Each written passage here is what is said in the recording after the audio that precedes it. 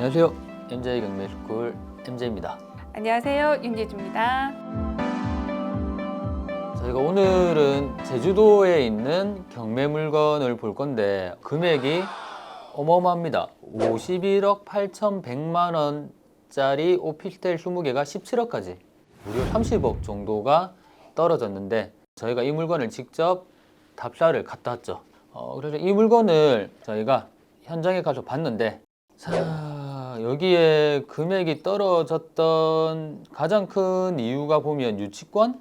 그래서 이렇게 많은 금액이 떨어졌었습니다. 좀 빠르게 판단할 수 있었던 이유가 2년 전에 여기 바로 앞에 357m에 있는 건물을 낙찰을 받은 그런 경험이 있거든요. 안덕면 하순리에 이제 MJ 캐슬, 원래는 퀸즈 빌이었는데 저희가 낙찰을 받고 MJ 캐슬로 이름을 바꿨던 빌라 한 동입니다. 전체층이 바다 조망이 다 나오고 이때는 이 MJ 캐슬을 선순위 가처분 때문에 28억인데 14억 반값에 받아서 수익을 냈었거든요. 그렇게 내고 나서 이제 지도를 보다 보니까 바로 300m 거리에 이렇게 경매 물건이 나와 있었습니다. 위치는 바다 쪽은 MJ 캐슬보다 더 가까운 쪽에 있는 것 같습니다. 이제 여기 앞쪽에 건물이 없다 보니까 전체 조망이 나오는 데 반해서 여기는 이제 앞쪽에 건물들이 좀 있다 보니까 조망이 아마 3층부터 나온다고 생각을 했었고 현장에 갔을 때도 2층은 조망이 안 나오고 좀 고층 위주로 전망이 좀 나오는 그런 부분이었고요. 일단 안덕면 같은 경우는 도시가 작기 때문에 정말 싸게 받아야 나중에 매매가 좀 이루어진다라는 그런 부분들을 유의하셔야 되고 제주도라고 다 좋은 게 아니거든요. 자, 저희가 일요일 2시였죠. 밥을 먹고 이제 여기 현장을 갔었는데 현장에서 유치권자를 또 직접 만나보게 됐습니다. 그 영상을 또 한번 여러분들에게 오픈을 시켜드리면 저희가 회원님들을 모시고 이 유치권 현장을 갔었는데 대표님이 유치권자 분하고 바로 통화를 하신 다음에 10분 후에 오시겠다고 해서 그 순간부터 되게 분주했었어요. 왜 그러냐면 너무 빨리 오셔가지고 다들 뭐 현장을 보겠다고 생각했지 유치권자를 만날 수 있겠다라는 기대감을 안고 현장을 간 건 아니었거든요.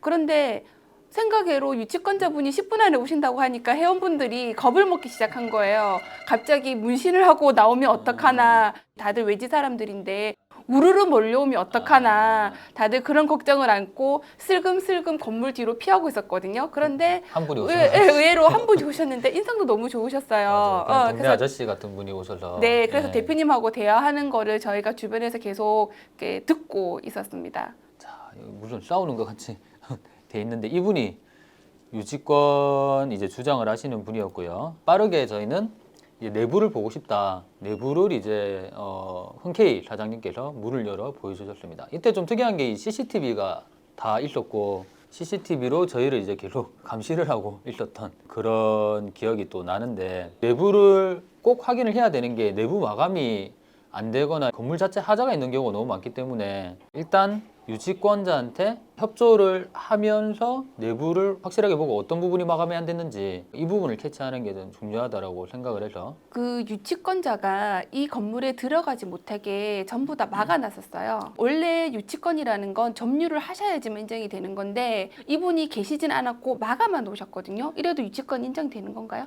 점주라는 게 여기서 뭐 먹고 자는 게 아니라 제3자가 들어올 수 없게 시간 장치만 해놔도 그게 점유로서의 인정이 되거든요. 이 정도면은 구조가 굉장히 잘 빠진 집이었거든요. 좀 아쉬웠던 게 이제 아일랜드 식탁이라고 놓으셨는데 아일랜드를 짜 놓으셔야 되는데 그냥 식탁을 넣으셔가지고 되게 놀랬던 그런 기억이 듭니다. 그래서 제가 볼 때는 이 정도 컨디션이면은 매매는 쉽게 안 돼도 전세는 충분히 바로 나가지 않을까.